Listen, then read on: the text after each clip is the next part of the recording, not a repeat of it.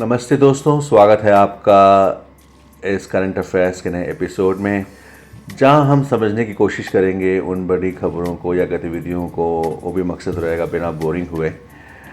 तो आज हम जिस हाल ही की खबर की बात करने जा रहे हैं वो अंतरिक्ष से जुड़ी है। नॉर्थरोप ग्रामैन का NG-23 सिग्नस कार्गो शिप 14 सितंबर रविवार को स्पेसएक्स फैल्कन 9 से सफलतापूर्वक लॉन्च हुआ। ये मिशन इसलिए भी खास है क्योंकि इसमें पहली बार इस्तेमाल हुआ है सिग्नस एक्सेल वर्जन, जो पहले के मुकाबले 33% ज़्यादा कार्गो कैरी कर सकता है, यानी कि ज़्यादा सामान कैरी कर सकता है।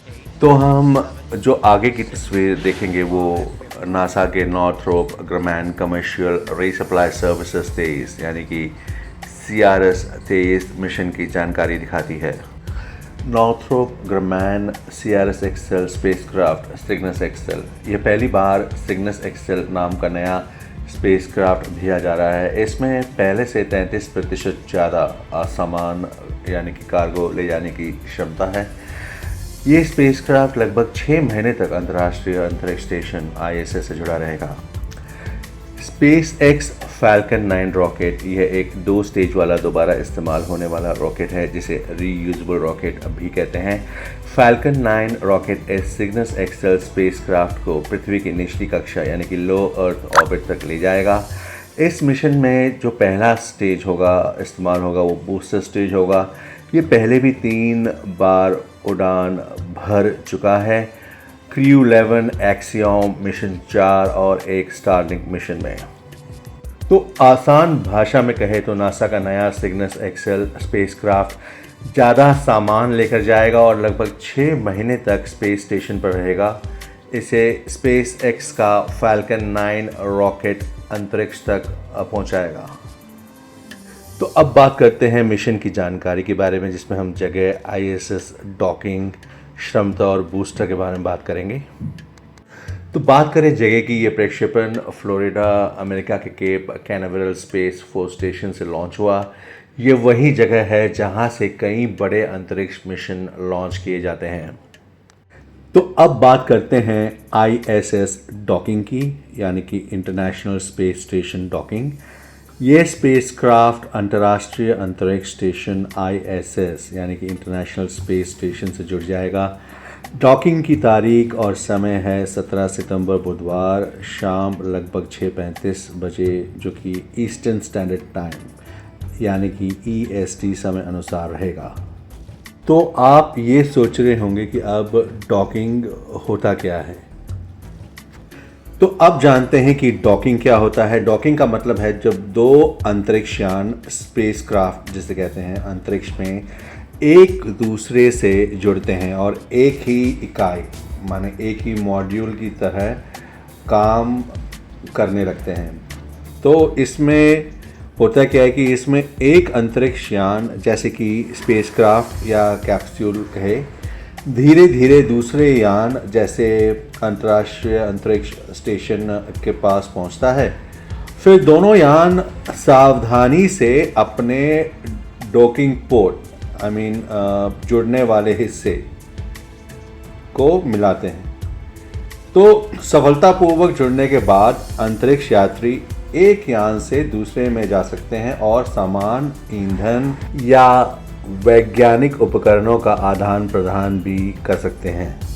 तो अब इसकी क्षमता की बात करें यानी कि कैपेसिटी की, तो इस स्पेसक्राफ्ट में 11,000 पाउंड यानी लगभग 4,990 किलोग्राम तक का सामान है। इसमें वैज्ञानिक प्रयोगों के उपकरण, भोजन और अंतरिक्ष यात्रियों के लिए ज़रूरी सामग्री शामिल है।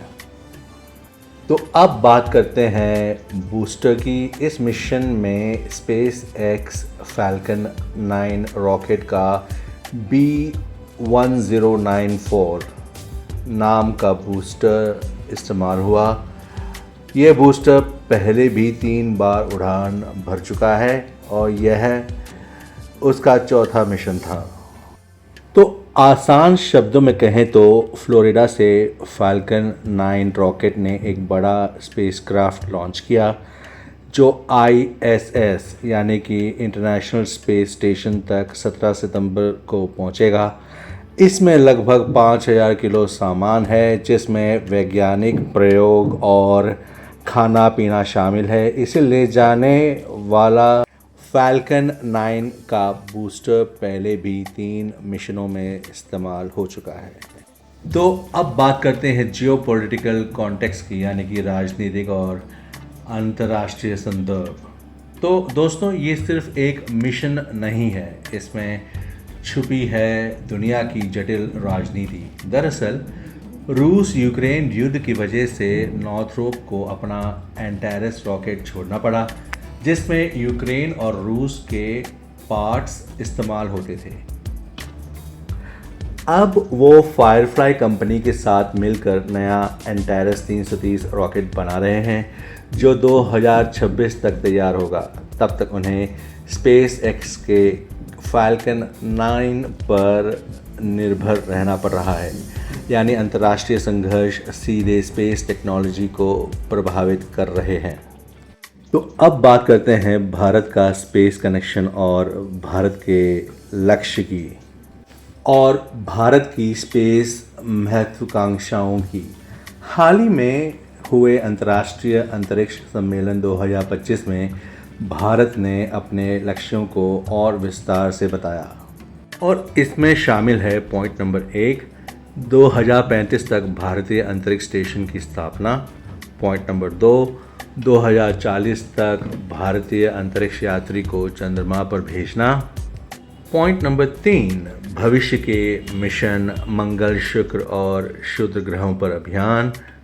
पॉइंट नंबर 4, गगनयान यानी कि मानव अंतरिक्ष उड़ान कार्यक्रम प्राथमिकता से।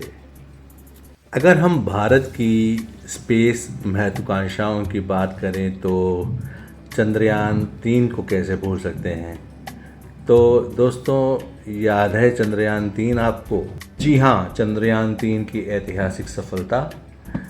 23 अगस्त 2023 को भारत चंद्रमा के दक्षिणी ध्रुव पर उतरने वाला पहला देश बना था। इसलिए अब हर साल 23 अगस्त को हम नेशनल स्पेस डे मनाते हैं। तो 2025 की थीम है आर्यभट्ट से गगनयान, प्राचीन ज्ञान से असीम संभावनाएं। तो अब ये रहे यूपीएससी और एसएससी के छात्रों के लिए कुछ खास तैयारी के पॉइंट ऑफ व्यू से की पॉइंट्स। सिग्नस स्पेसक्राफ्ट अंतर्राष्ट्रीय अंतरिक्ष स्टेशन में नोड 1 नादिर पोर्ट पर डॉक होगा। दिलचस्प बात यह है कि नवंबर में जब रूसी सोयूज़ MS-28 स्पेसक्राफ्ट डॉक करेगा, तब सुरक्षा कारणों से सिग्नस को अस्थायी रूप से हटाना पड़ेगा। अगर आपके मन में सवाल आ रहा हो कि ऐसा क्यों? क्योंकि सिग्नस इतना बड़ा है कि वह सोयूज़ के आने जाने वाले रास्ते यानी कि अप्रोच कॉरिडोर में बाधा डाल सकता है। इसलिए या तो इसे रोबोटिक आर्म की मदद से ISS के किसी और डॉकिंग पोर्ट पर शिफ्ट किया जाएगा, या फिर इसे कचरे यानी ट्रैश से भर कर ISS से अलग करके अंतरिक्ष में छोड़ दिया जाएगा। तो दोस्तों, आपने नोड 1 नादिर का जिक्र सुना होगा। तो नोड मतलब बिंदु या केंद्र, तो नोड 1 मतलब बिंदु 1 या केंद्र 1 को यूनिटी मॉड्यूल, मॉड्यूल मीन्स खंड या इकाई भी कहते हैं। यह ISS के शुरुआती खंड या इकाई में से एक है, जो अलग अलग हिस्सों को जोड़ने वाला जंक्शन यानी जोड़ने का स्थान या संगम बिंदु जैसा काम करता है। और नादिर का मतलब है धरती की तरफ देखने वाला पोर्ट, यानी नोड 1 नादिर ISS का वह डॉकिंग पोर्ट है जो नोड 1 मॉड्यूल पर है और धरती की दिशा में खुलता है। तो आसान शब्दों में कहे तो सिग्नस ISS के पास पोर्ट से जुड़ता है जो नोड 1 पर है और धरती की तरफ है। लेकिन जब सोयूज़ स्पेसक्राफ्ट आएगा तो सिग्नस का बड़ा आकार सोयूज़ के रास्ते में रुकावट बन सकता है, इसलिए इसे या तो दूसरी जगह शिफ्ट करेंगे या कचरे के साथ स्टेशन से अलग कर देंगे।